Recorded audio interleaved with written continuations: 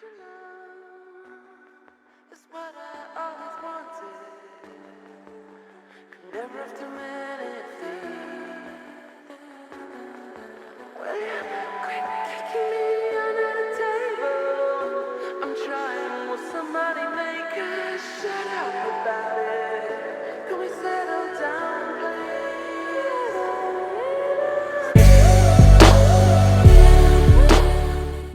Shalom, this is your Ark. Yah is magnified, coming back with another informative video. I titled this video, The Application. But before I tackle this subject, as always, I must state for the record, I'm not a lawyer, I do not practice law, and I do not pretend to.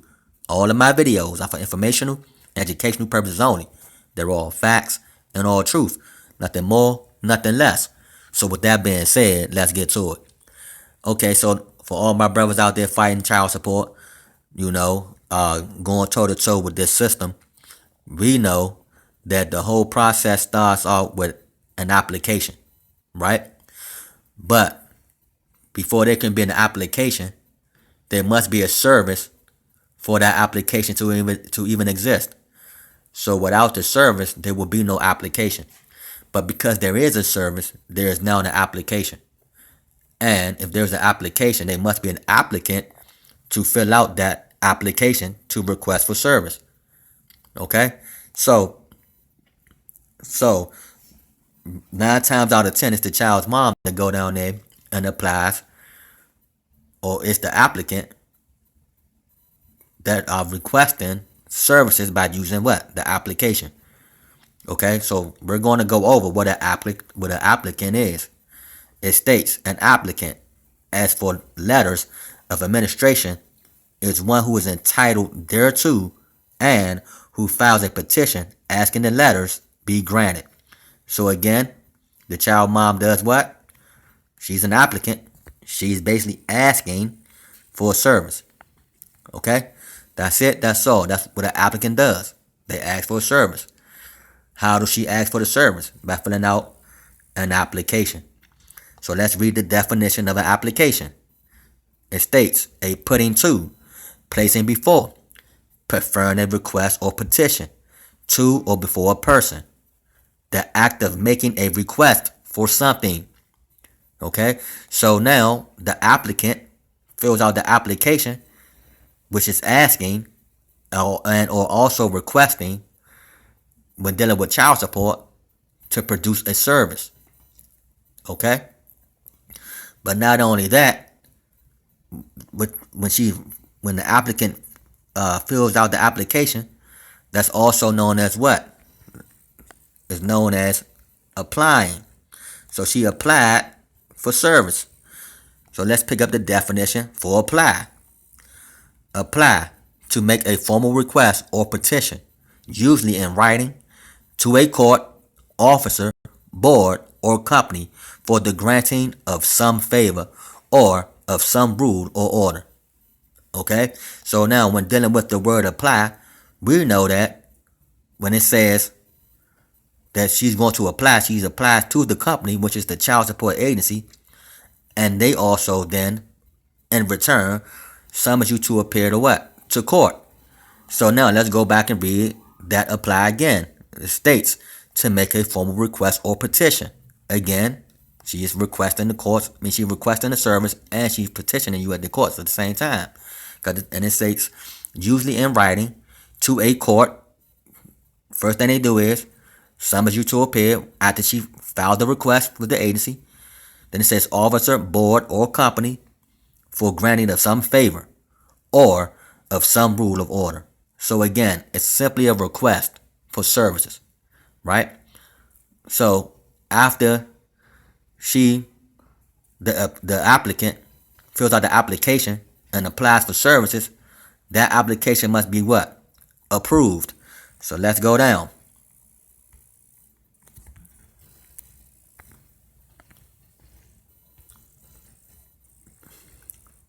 Approval, the act of confirming, ratifying, sanctioning, or consenting to some act or thing done by another. So again, my last video I did was called Do Not Consent. Okay, So in order for the agencies to have approval, then there must be some form of consent. Okay? But let's stroll up to approve.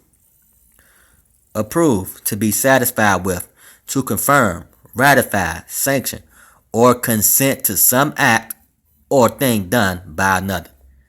So they want you all to consent to them, even though they bring you to court, make up an obligation, call you this thing called an obligor, or what you believe to be you, because they cannot talk to you as a man or a woman if you go into these courts and stand on your square. They will not be able to do these type of things. But as long as you go in there as an obligor, as a legal fiction, or whatever other type of nonsense they want to attach a man to, then you will always be, liable for an alleged debt. Okay? So now that we know what the application is, and that in order for an application to be filled out, it must have an applicant that requests for the services, and or to apply for the services, which is also a request. And after the request is granted or approved, then now you will be in court. Okay? And just to have a judge or a so-called fake magistrate or someone acting underneath an administrative court, placing burdens on a man or a woman who is alleged to be the child's non-custodial parent or the obligee. Okay, so that's the basic breakdown of an application. It's simply a request, but it's on that company to approve that request. So when you're dealing with child support is the company that approves the request, and because they approve the request, now they come after you and force you into an obligation to pay someone else through them, if you allow that to happen. Okay, so now we're going to go over application real quick for child support. So let's go there. Okay, so now as you all can see on the screen, this is an application for child support services coming from the state of New Hampshire, Department of Health and Human Services, Bureau of Child Support Services, okay? But like I told y'all at the beginning of the video, that in order for there to be an application, there must be some type of service. So now we see that this application was created for someone to receive child support services, okay? So if they're an application, in order for someone to receive the services, there must be an applicant to apply on the application for the services rendered by child support, okay? So now you have the term applicant, right? Applicant information. So we all see now that the applicant will be the one requesting for the service. It's not set in stone. It's just a request. It's up to the state of New Hampshire, Department of Health and Human Services, Bureau of Child Support, to approve this request or to grant this request. Okay? But then you see your name. Now, 9 times out of 10, when it says your name, you're going to see a name that looks similar to your child's mom name. Even sounds similar, right? Even the actual woman who is your child's mom actually put a name that looks and sounds similar to her own name on the document, right? But for those who have eyes to see and ears to hear, will know that it's no way that can be your child's mom. Your flesh, the flesh and blood living entity child's mom. No, that's the fiction. She applied for services on behalf of the fiction. Okay? She simply uses the name just like you use your name. Okay? She using the creation of the state. Okay? And she's also putting the social security number down, for the state. Right here, where it says social security number. She's also putting the social security number down that they gave her. Okay? To use. It's not her social security number. She didn't create it. She simply uses that number. To what? To participate in commerce. It's a game piece. Okay? That's why they ask for the name, social security number, birth certificate, date of birth. All documents or all other papers that they requested. They're not asking for any live information. They're asking for all fictional, dead information. Okay? All the information they're asking for in this application only exists on paper. Okay? That's what we know. So let's go down to the obligor relation. So now, the obligor's information. Now, your child's mom, go down there, and where it says obligor's name, she put a name on that document that looks and sounds similar to yours. It's not your name. She also put the social security number that looks or sounds similar to yours. That's not your social security number. You don't have a social security number. That social security number belongs to he who created it, which would be the Social Security Administration. That's their number. Now, if you choose to relate yourself to that name and that number when you go to court, then that's on you. But you simply use it. That's it, that's all. Okay? There's no way you can be a name. No way at all. You can only use a name. Alright? So stop going in them courts claiming to be a name. You're not a name. You are a man or a woman. Simply using the name. It gets no simpler than that. No simpler than that. Okay, so you have this application that's meant to entrap the fiction. Okay? And make one whose name sounds similar or looks similar on paper believe that they are actually referring to the man or the woman whose name is put in the obligor's information. Stop being deceived about what's really going on. Okay? Paper to paper, flesh to flesh. I keep telling you all that. Paper to paper, flesh to flesh. Let's go down to the child's information. Right? Same thing. Child's name, child's social security number, date of birth. All types of information that only exists on paper. How do they find this out? By the birth certificate and the social security card. Two documents that only exist on paper. You remove them documents, they will have nothing. Okay? I'm not saying that you have to get rid of your social security number, or well, get rid of that social security number, or you cannot use that social security number no more, none of that. No. What I'm saying is this. Play the game when you want to play the game, when it's going to benefit you. If it's not going to benefit you, stop playing the game. Simply walk away. Render to Caesar the things that are Caesar's. That's it, that's all. The Most High told us, pick ye this day who you shall serve. If you serve man, then follow man. If you serve Yah, then follow Yah. Okay? Come on now. It's right here for all to see. The application tells you itself. But if you're looking at it as just they're referring to men and women, then you will never see this simple truth. Okay? But let's go down. Because what gives an agency power over a living, breathing man? You see? Again, it says applicant signature. What is the applicant? The applicant is the United States citizen. The one that only exists on paper. That was made at your birth. Your birth certificate. That's it. That's the applicant. For the mom.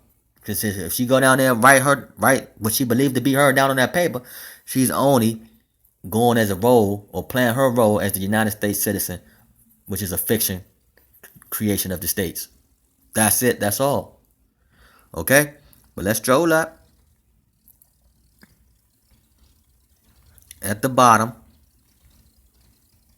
it simply tells you for Department of Health and Human Services use only. Now, the Department of Health and Human Services don't have arms, legs, or anything else to fill out that portion. So who will fill it out? An agent acting on the behalf of the fiction. So when the mom comes down and she applies for a service, she's no more than an agent acting on behalf of her fiction, applying for services. And when the father goes to the court to argue, he's arguing on behalf of his fiction, if he chooses to go in there as the fiction. It's that simple, guys. Simply stop playing the game. That's it. Just stop playing the game. Okay? They need your consent. They need your consent. Like I tell you, you give witnesses against yourself when they ask you to state your name for the record, and you say, I am John Doe. Okay?